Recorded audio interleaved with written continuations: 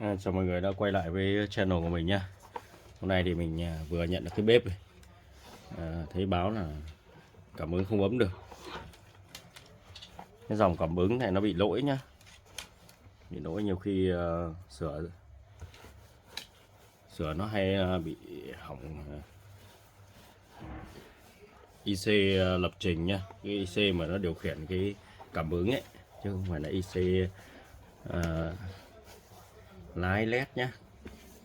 Cái con 1668 1628 nhé. Bếp nhiều mỡ quá nên là phải lau qua đấy. Mình cắm mình bật nguồn nhá. Có lên này. Lên rồi. Có hiện tượng nháy đèn nhá. Mình để 1-2 giây để mình đi lấy nước vào đấy, ngắt luôn. Đối với dòng cảm ứng nhá, khi nấu mà nó trào nước ra, nước nó trào ra 2-3 phút là nó sẽ không lên đâu nhá. Mình phải tắt đi bật lại thôi.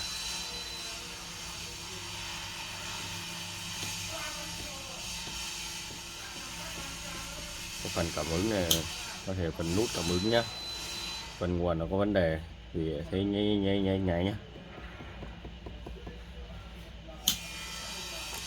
Mình sẽ tháo ra.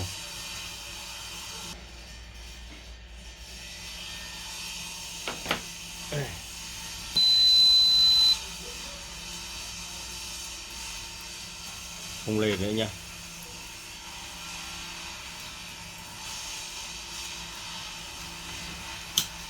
Trước hết mình kiểm tra xem nó bị oxy hóa không. Mạch đẹp nhá.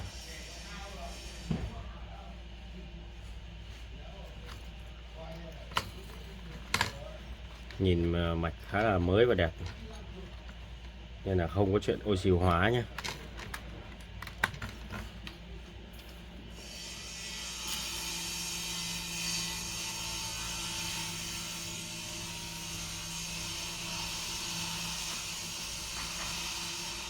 Cái này IC của hãng là lập trình rồi.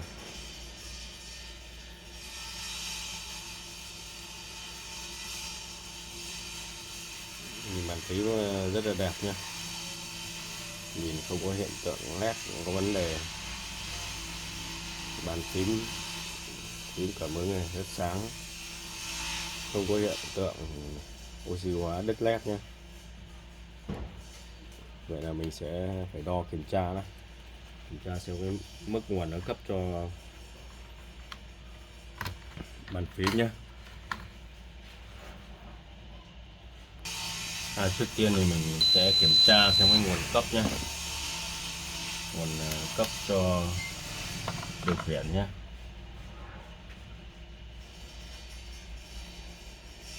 Có 5V nên bị xử lý đấy. Đây nó ghi chữ GND này, có GND này, VCC này.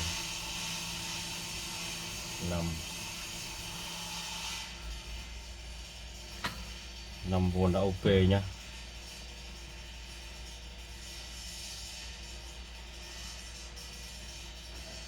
Đã có 5V lên.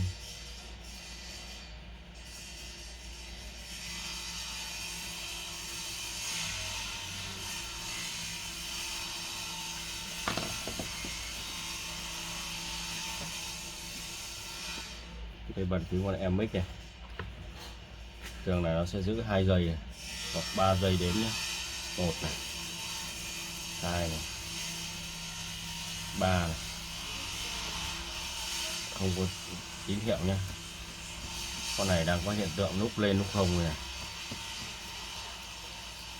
Những cái dòng cảm ứng này mà sửa đấy, nên như đầu video mình nói đấy, là nó không bị oxy hóa nhá, không bị đứt mạch nhá. Thì những con này rất là khó sửa nhá. Đây, cái đường nó từ chân này, từ chân cảm ứng này, nó sẽ qua một con chở,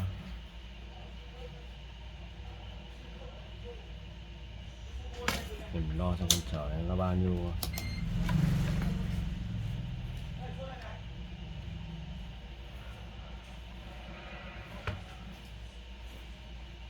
Nó sẽ qua một con chở 1K nhé. Chở 1K này nó sẽ về Tân đi xử lý.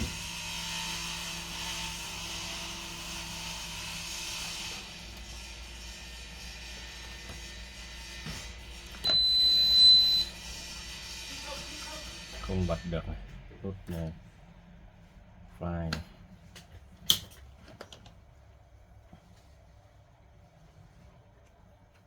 Cái này có mấy võ như sau.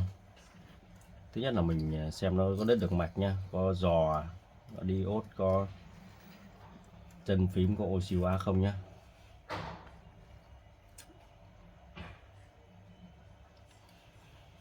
Thứ hai, kiểm tra nguồn nó có bị nhiễu không nhá.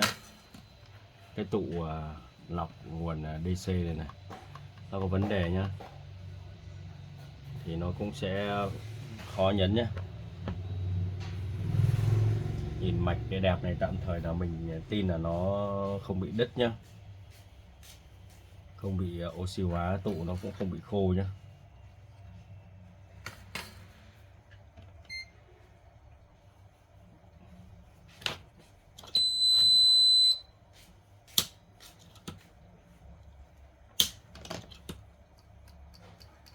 Đấy, bật phải nó chờ nó một lúc nó mới lên được. Cái cuộn L này ok nhá.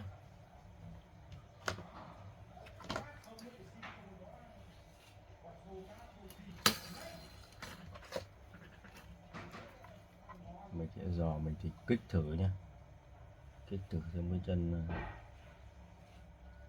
đo thôi. Nhiều khi rất đẹp nha nhưng mà vẫn đứt nhá.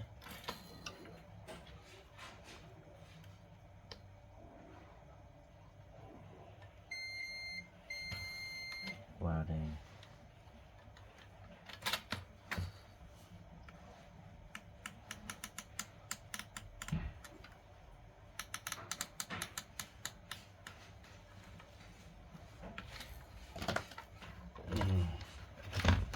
sẽ tháo phần ra để mình dò các bạn, nhưng là cái ánh điện các bạn soi nhé. Đây như mình đang soi để thông qua cái này mình xem nhìn được mạch cho dễ nhá.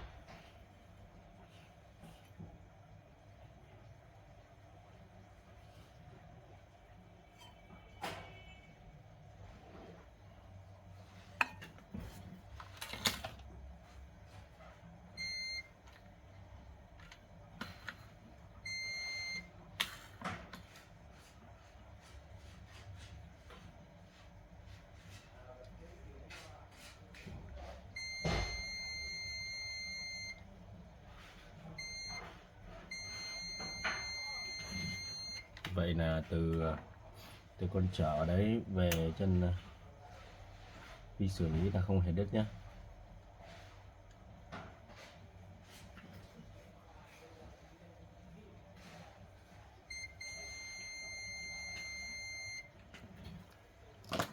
Mình cứ kích cho mà.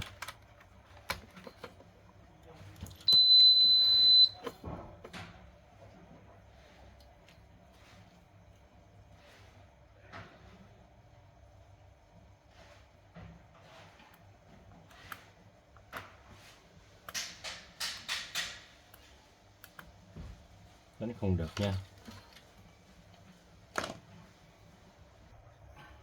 Là mình đã tháo ra này, mình kiểm tra sơ qua thì mạch cũng đẹp, vẫn đẹp nhá, không có hiện tượng cháy chập hay là oxy hóa gì cả. Có một hai cái sắt dán này nhưng mà cũng không ăn thua nhé.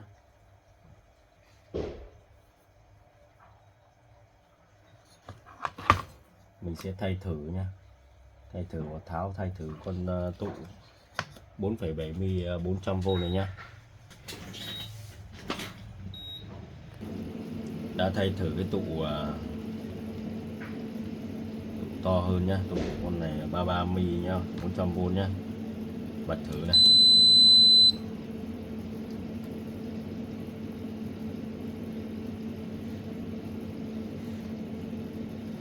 không xi nhê gì nhá. Thường những cái bếp như này sẽ giữ khoảng 3 giây nhé. Thì con bếp nó sẽ kén hơn, bạn phải lắp cái phần cảm ứng vào. Nó thiết kế nhiều con thiết kế rất hay nhá. Các bạn phải lắp cái máng nhựa hay là cái phần kính mà các bạn mới bấm được nhé.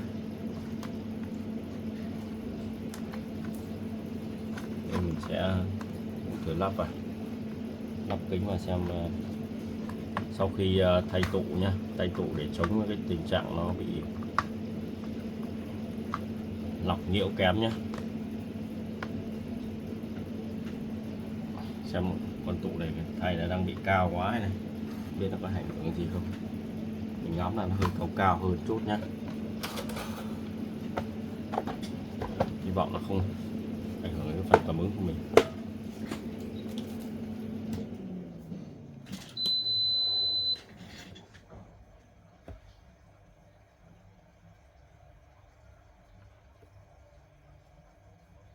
Ấn giữ 3 giây không có một tí xi nhê gì nhé. Vậy là không vào cái trường hợp mà đặt mặt kính thì mới bấm được nhé.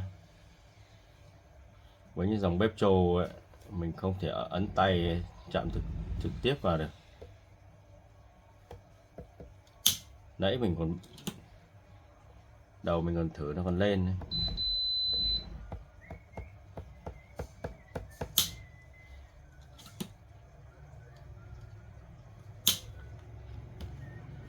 Bật nó còn không thèm lên nữa cơ.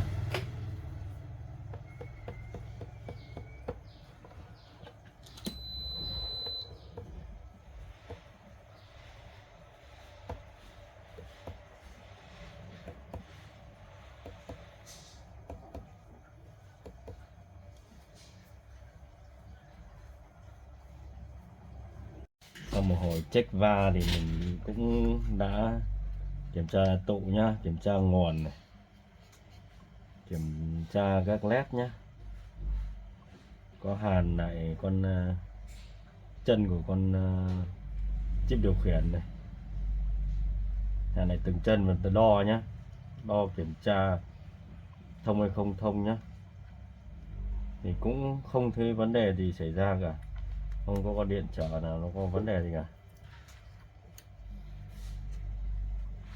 Thì mình theo kinh nghiệm mình hay đây, mình hay có cái kiểu như này, chạm tay như này, chạm tay không được thì mình đi chạm cái tay vào cái phần này. Đấy.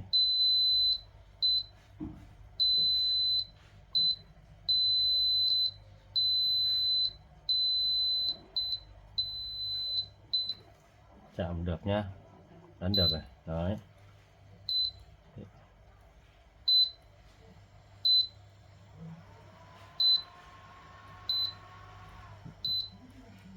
Vậy mình suy ra là cái chân này nhá, mà mình đo rất rõ ràng là thông nhá. Thế mình để đo thông mạch để nó các bạn, rõ ràng là thông nhá, thông rõ ràng luôn này. Chân thiếc nhá, mình không đo chân thiếc đi, mình cắm vào ở bên ngoài đi. Đấy, thông nhá, không phải là không thông mà là thông nhá. Đó,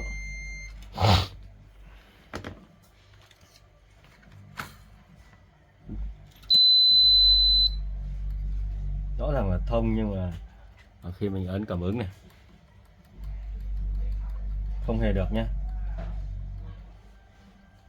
Nhưng mà mình ấn vào chân này, chạm tay vào chân này, đó thì này được nhá. Thì không sờ tay bên này này,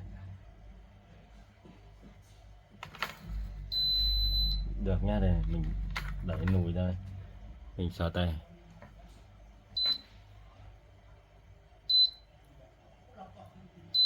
đó nó lại lên bình thường nhá.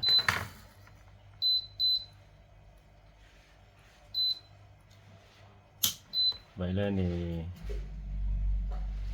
vậy nên là mình sẽ hàn, hút cái thiếc này ra, mình sẽ hàn cái thiếc đẹp vào nhá. Mình cho các bạn xem nhé. Thực tế này, chân của nó này, không hề oxy hóa nhá. Đo mình đây, mình cắm cái chân que đo đây nhá, mình đo mấy chân phím cảm ứng nhá, thông bình thường nhá, nó có không phải mấy ôm thôi. Mặt bàn phím rất là đẹp nhé, mà không hiểu sao nó lại không ấn được nhé.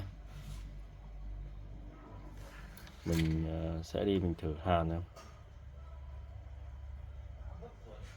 Mình thử hàn nhé, mình hút cái thiếc này ra,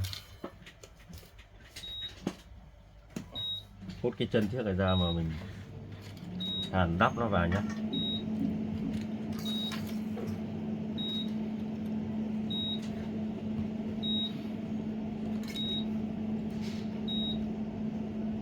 Mình sẽ hút cái thiếc cũ đi.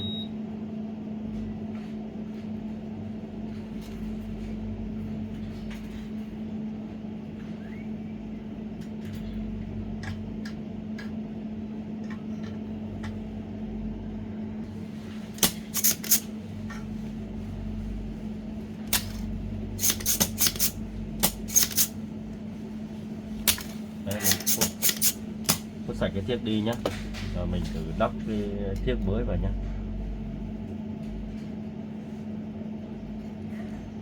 Chân nó không hề bị lứt, bị vỡ gì nhá.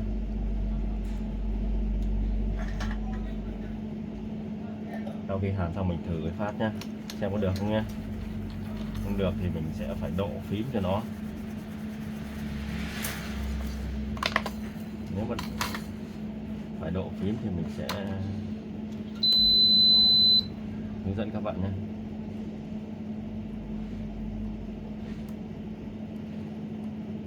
Vẫn không được nhé. Mình nhấn ở dưới này. Đấy, lại được nhé.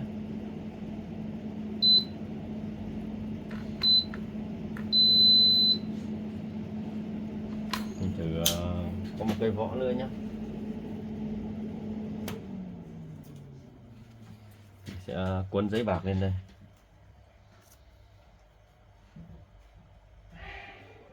Mình chưa hiểu tại sao khi mình chạm tay vào phím ở dưới thì lại được, nhưng khi mình ấn ở trên này thì lại không được nhé.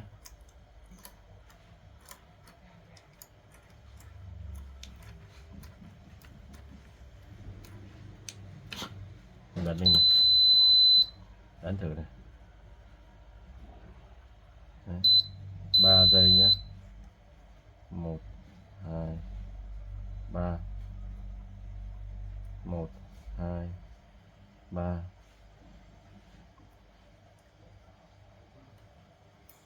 1 2 3. Ô, vẫn không được luôn này. 1 2 3 1 2 3 không được này. Bỏ ra này, ấn ở dưới được luôn nhé. Rất kỳ lạ nhé. Vậy đó, ở trên này thì nó khác gì đâu. Mình sẽ nhổ phím này ra, mình thay cái phím bên cạnh sang nhé.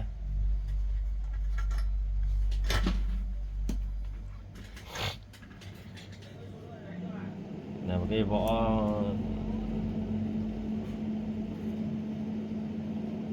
hàn đắp lên nhé. Hàn đắp cái chỗ chân, cái con chân phím cảm ứng này rồi nhá, mà vẫn không được nhé. Mình thay phím bên cạnh sang xem nó có do phím không. Trường hợp rất quái oăm luôn. Và những fan như này là sửa rất mất thời gian nhé.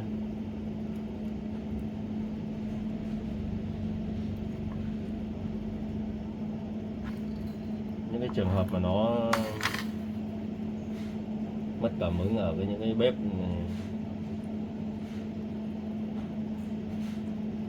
thà để sửa mình hỏng phím trên cái bếp cơ thì mình sẽ thay phím nhá, xem cái đường mạch nó đứt ở đâu nhá. Con này thì đường mạch nó quá đẹp luôn, bếp nó quá mới nữa. Đó, mình thay phím này rồi mình lại bật lên thử tiếp này, giữ ấn và giữ này khoảng 3 giây này, thường là các bếp 2-3 giây này vẫn không được nha, không có hiện tượng gì xảy ra nha.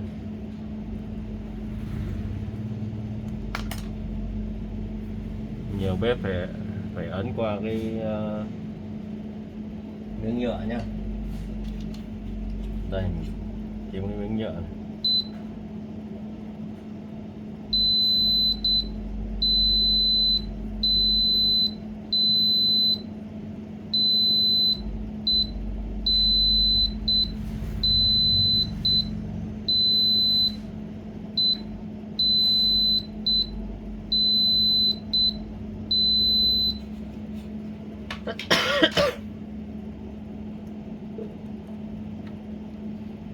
Mình thử qua miếng nhựa thì nó lại được nha. Và mình giờ lại thử lắp bếp vào.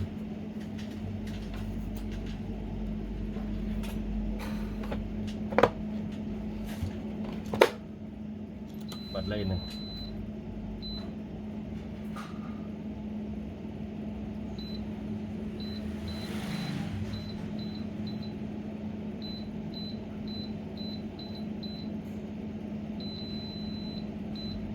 Ồ, và bây giờ đã được rồi này. Đó.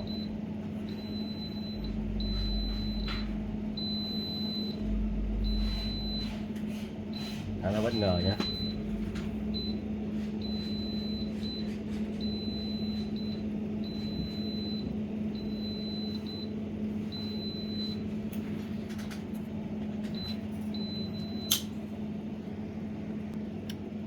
Trước đó thì mình cũng đã thử nhiều lần ấn bàn phím rồi,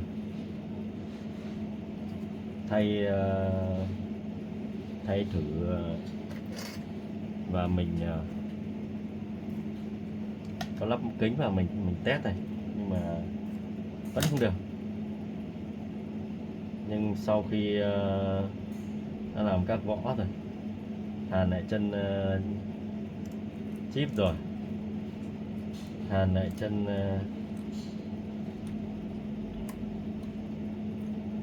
chân phím cảm ứng đấy, như các bạn xem trong video đấy, thì mình đã ấn được.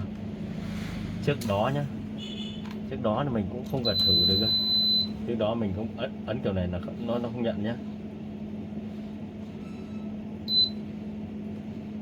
Đó, trước đó ấn dưới chân phím nó cũng không nhận nhá.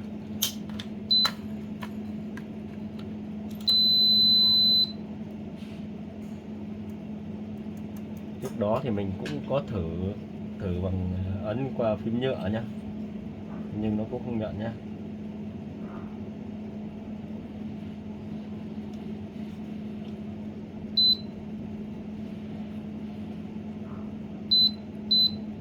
Đó, giờ thì này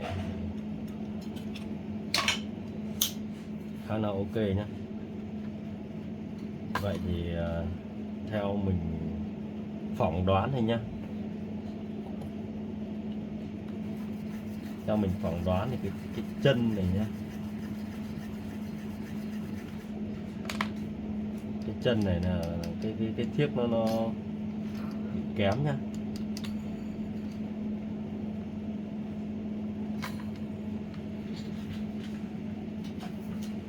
Đây cái mặt này nhá, cái mặt này các bạn tháo ra nhá, các bạn lau đi, lau vệ sinh từng cái chân này đi nhá, lau cho nó sạch đi nhá. Mình đã gặp tình trạng là cái chân độ bấm này nó có nước này, nó ẩm bẩn, là mình khi quá trình nắp vào là cái này nó không ấn được đâu nhá.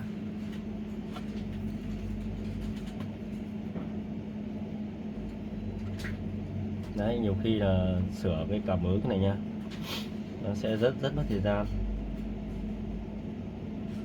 Hôm nay thì mình mới sử dụng cái võ là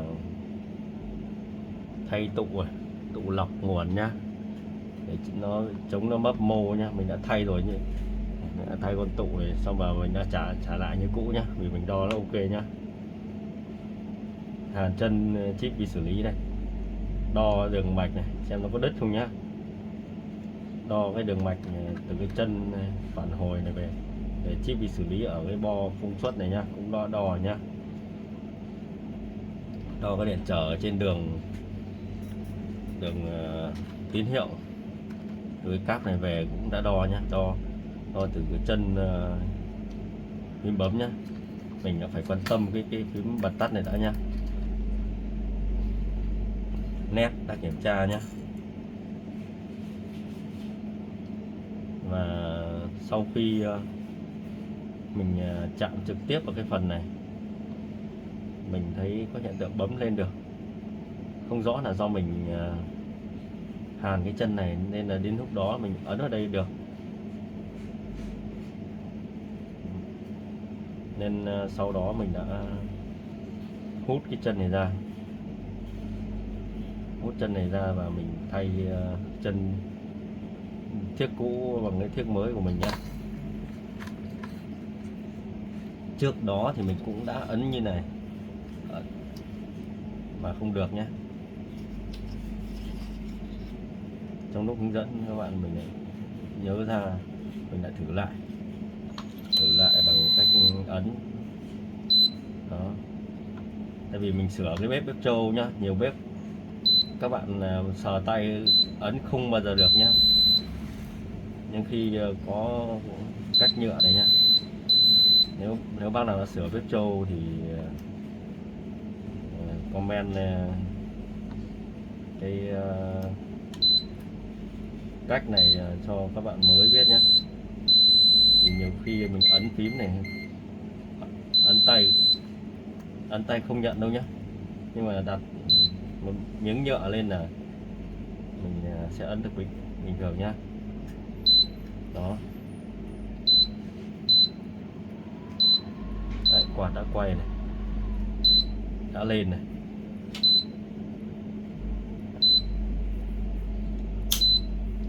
Vậy là khả năng con bếp này mình sẽ đóng và trả cho khách nha. Khi nào gặp con bếp nó bị hỏng cảm ứng nhé, mình sẽ quay cho các bạn xem. Nó còn một số võ nữa, nhưng mà trong trường hợp này thì mình cũng chưa dùng đến.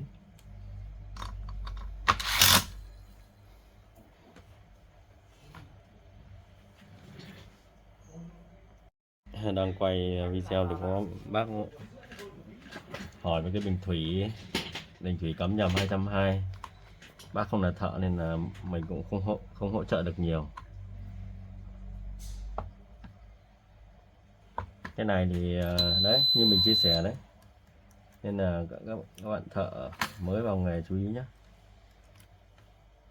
Nhìn nó không ấn này như này nhé. Cái này thì không phải ai cũng đã gặp qua đâu. Nếu không có kinh nghiệm đã từng xử lý những cái bếp của châu Âu nhá, thì sẽ không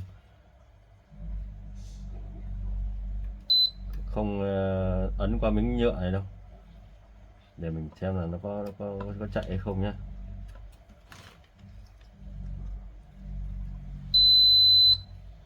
Nên là những cái bếp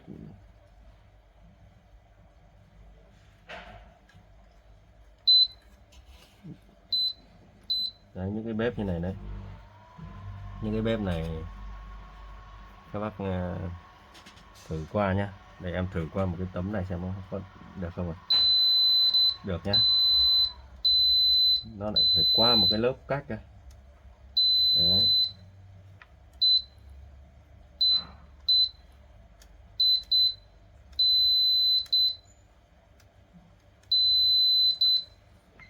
Cũng là nhiều bác không biết võ này thì cứ loay hoay mãi đấy.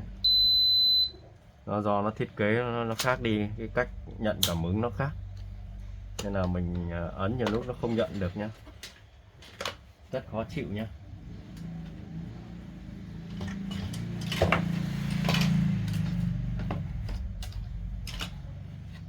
Cái này mà đúng bác nào mà không non tay, các bác chưa làm cái bếp châu Âu, cái bếp Đức thì rất khó nhá, sẽ có khả năng là phải trả khách mà mình không xử lý được nhá. Những cái dòng cảm ứng này thì các bạn phải lau nó khô đi nhé. Đó. Đây là mình sẽ test này. Đấy, mình cắm qua bóng chống chập đấy, nên là nó sáng nháy lên nhé.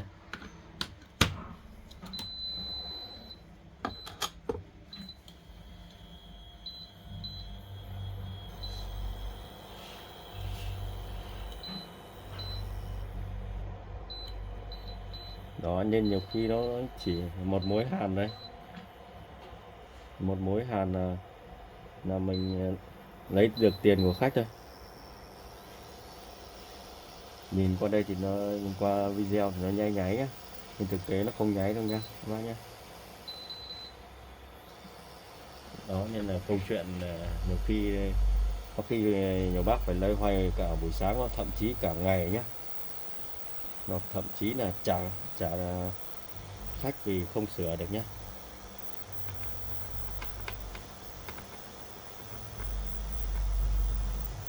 Các bác mà thấy cái mẹo thử bằng cái nhựa hay là bằng một cái tấm là khi mình thử nhé, bên ngoài mà được nhé, các bác cho em một like nhé. Đó, bếp đã đun sôi nhé, tắt bật bình thường nhé. Đó, ok này, tăng giảm này. Nó phím cảm ứng này.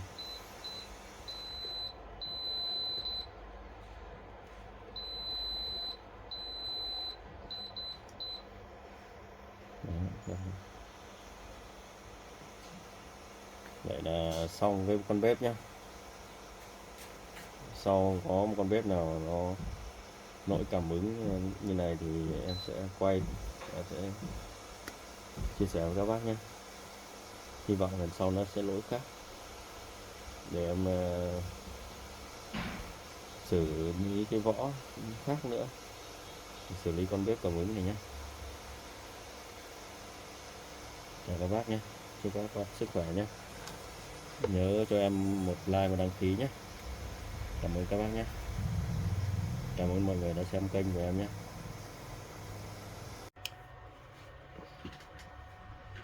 Sau một vài ngày có thử cái bếp nhé, mình đã dặn khách để lại để mình thử mấy hôm nhé. Thì nó đang có hiện tượng như này, mình thấy nó vẫn chưa ok nên là mình chưa trả khách nhé. Mình quyết định quay thôi các bạn để mình cũng sẽ tìm ra cái nguyên nhân của nó nhé. Hiện tượng mình là các đèn led này nó nháy nhé, nháy cả phần phím hiển thị số này, led này nháy này. Mình đang nghi ngờ cái phần nguồn, nhưng hiện tại phần nguồn này mình đo nhé, đo này, 5V này, 5V cấp cho vi xử lý nhé.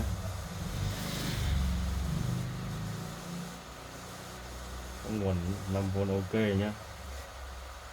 Vậy nguyên nhân đâu nó sinh nháy này nhé. Lúc nháy cái này mình để ý là nó ấn là nó không được ngon nhá.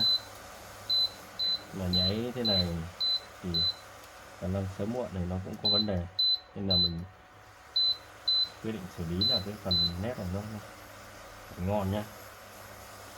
Để mình thử một số cách xem này. Sau một hồi check thì mình tìm ra cái nguyên nhân của nó như này nhá.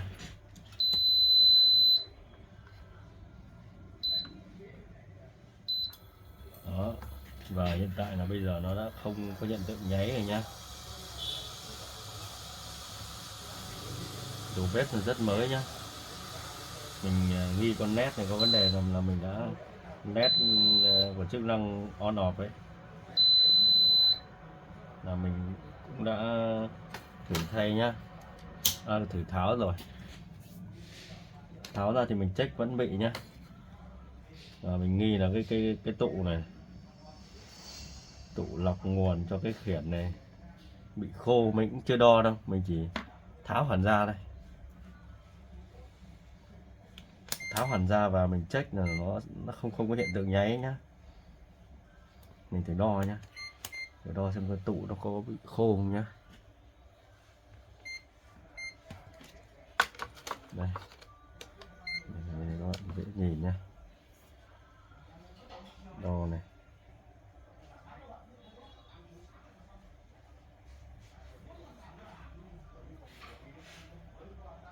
một trăm lẻ ba UF. Con này ghi trên thân là 100 UF.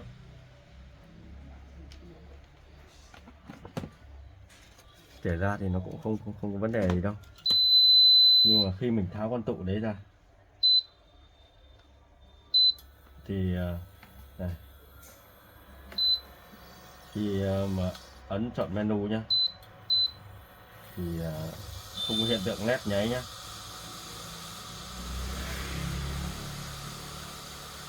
Tính hiện tượng led nháy này cũng có khả năng là gây ra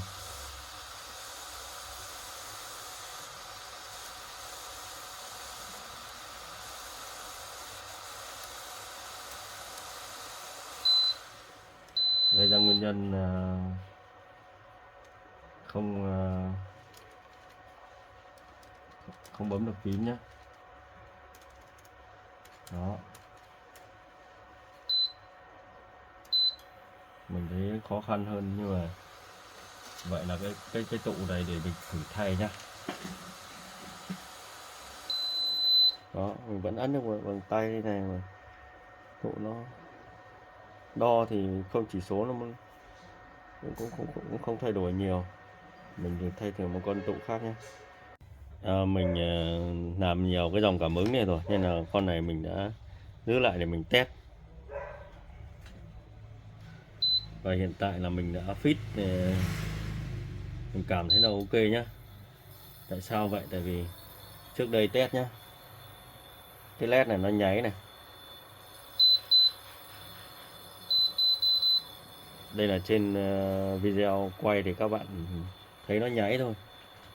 Còn trước đấy nhá, trước đấy là khi mình test thế này là led là nó nháy là nó có hiện tượng. Và mình đã check này, mình thay cái tụ lọc nguồn của vi xử lý này, mình sẽ tăng cả giá trị nó cao lên này, nhưng không ăn thua nhá. Con led này mình led là cái con led của cái chân on off mà mình cũng đã thay thử nhá, không được nhá. Thì mình quyết xử lý cho nó đến cùng, chứ không những cái này giả khách là được, để được mấy bữa này lại quay lại mình này. Nên mình đã tìm ra nguyên nhân nhá.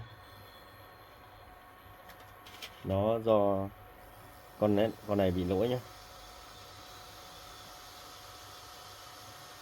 Khi mình thay đây cho đến lúc đến thay con tụ này, thay con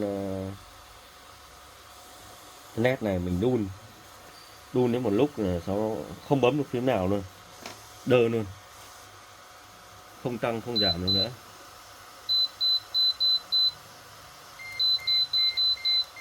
Mình ngồi mình nghĩ một lúc, vận dụng những kinh nghiệm là mình làm sửa bếp bao nhiêu năm nay thì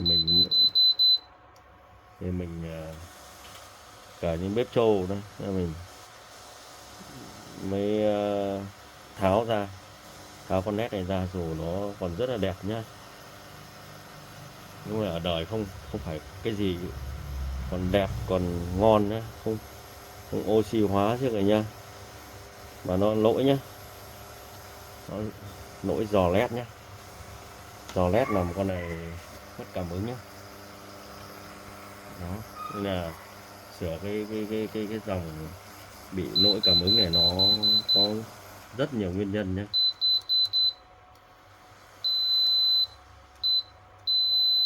Đó. Mình nghĩ là mình bắt 100% đúng bệnh của nó này. Thì trước đây là ban đầu mình mở là mình thấy có hiện tượng nháy, nhưng mà sau đấy nó không nháy nữa, nên là mình hàn chân, mình xử lý những cái bước cơ bản thì lại thấy vẫn đun được. Mình vẫn chưa yên tâm nên là mình đã để lại, để bếp lại, bảo khách là con bếp này anh thấy vẫn chưa ok nên là anh cần thời gian anh test thêm. Test thêm mình thấy cái nguồn, cái hiện tượng nó nháy rất là nhiều, càng đun lâu nó thành nháy mà. Đấy, nên mình đã can thiệp vào, nhưng vào kiểm tra nguồn, check nguồn các thứ nhưng nó vẫn bị. Nên là mình nghi cái con nét này nên mình đã nhổ ra, và sau khi nhổ ra thì hiện tại là bấm rất là ngon nhá, và đun lâu nhá. Mình đã test thử đun lâu là không vấn đề gì nhá. Mình sẽ test thêm, nếu không có vấn đề gì xảy ra thì khi các bạn xem video của mình là mình đã fix hoàn toàn cái lỗi cảm ứng của con này nhé.